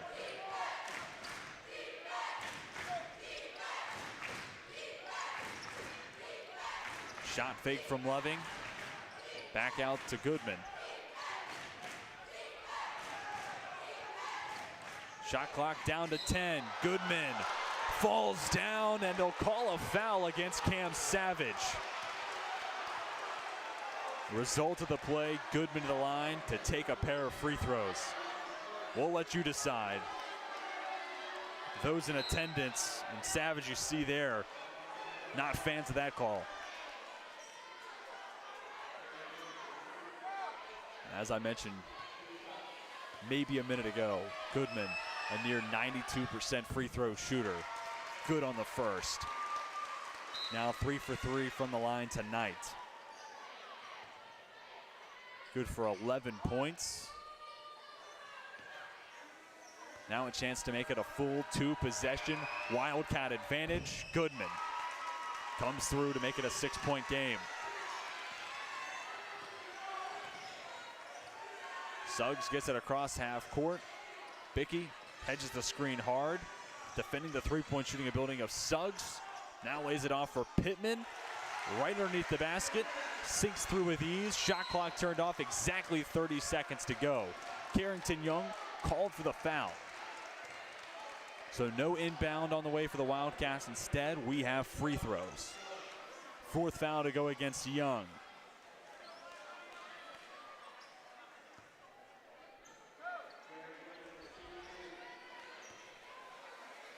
Another look at the make from Pittman, but Goodman at the line sinks the first.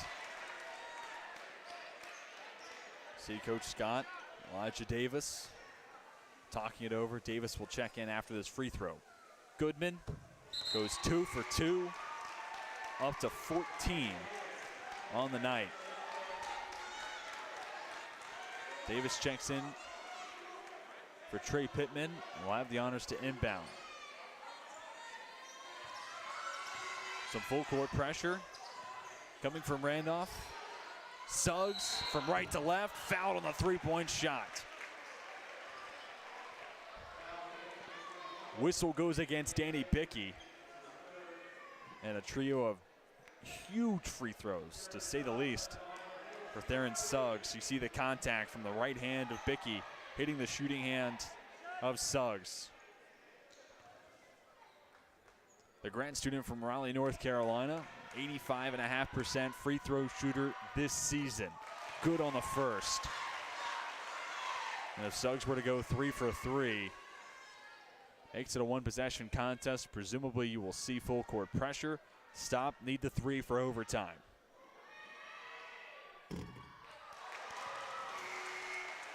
No good on the second. Davis, Young check out. Miles Taylor, Noah Bullock check in. Now if you're a Lynchburg fan, need the make.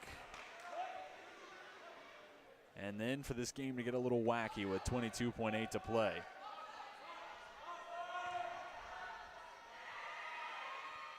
Four-point game. Landon Sutton's also going to check in, but first timeout called by Coach Pete Hamilton. In his 6th year as the head coach for this Randolph program. Last time the Hornets fell to the Wildcats was 2016. That was year 1 of Coach Hamilton's tenure leading this Wildcats program. It would be his first ever win at Wayne Prophet Court. Things are looking good if you're a Randolph fan. Ahead by 4. Again, the game becomes getting the inbound in force Lynchburg to send you to the line. And in specific, you can get this into Goodman. You feel like you're in good hands, no pun intended. The upcoming schedule, only 3 games remain for the Wildcats. Saturday, they will travel to Harrisonburg to take on EMU, 2 p.m. tip. Then it's a home battle against Virginia Wesleyan next Wednesday. And then on Saturday the 19th, to end the regular season, Randolph plays host to Washington and Lee. Lynchburg also down to their final handful of games. Thursday, road battle at Guilford for returning home on the 12th to host Washington and Lee. Next Wednesday, Lynchburg will be at Ferrum, and then to end the regular season, Senior Day, home battle against Virginia Wesleyan. Lynchburg looking for revenge against the Marlins after Virginia Wesleyan won their 6th consecutive game when the 2 teams met, and it ended a 3-game losing streak for the Hornets. Those home games come to you here on LHSN. The game at Ferrum on the 16th, part of a men's and women's doubleheader that will come to you on the LHSN radio network. Hope to have you with me for those broadcasts. CJ Loving will inbound from underneath the basket. 22.8. He has the freedom to traverse along the baseline. Inbound to Ty Klingerman. Finds Goodman. Taylor fouls Phillips McLeod. A near 77% free throw shooter. So it's not Goodman, but it's not far off.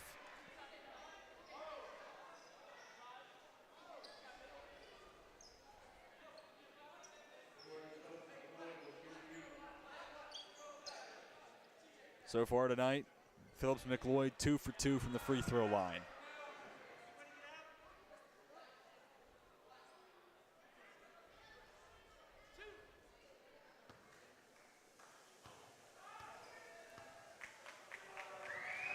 First is through. 15 points in the night now for Phillips McLeod. Sophomore averaging 11 a contest, and the scoring distribution has been really well-rounded for Randolph. 26 from Danny Bickey sure helps having someone who can take over a game like Bickey has throughout this one. 5 of 12 from three-point land for the junior. Then it's 15 for McLeod. Make it 16 for Phillips McLeod. 14 for Jerry Goodman. 12 for Landon Wagner.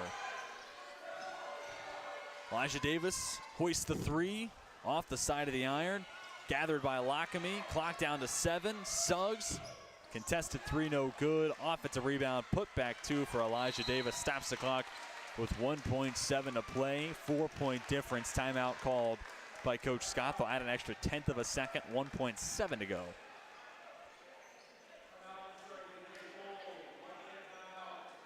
It's a full timeout for Coach Scott, but at this point, you are hoping for miracles, which college basketball has supplied a few of those throughout its long history, so anything is possible. Again, the upcoming schedule, Lynchburg will hit the road on Thursday at Guilford. Randolph will be on the road Saturday at Eastern Mennonite.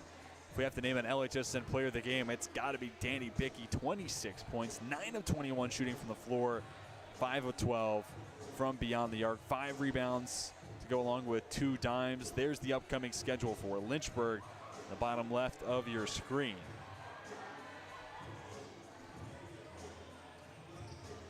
Assuming the score holds, Randolph will elevate to 6-15 on the year.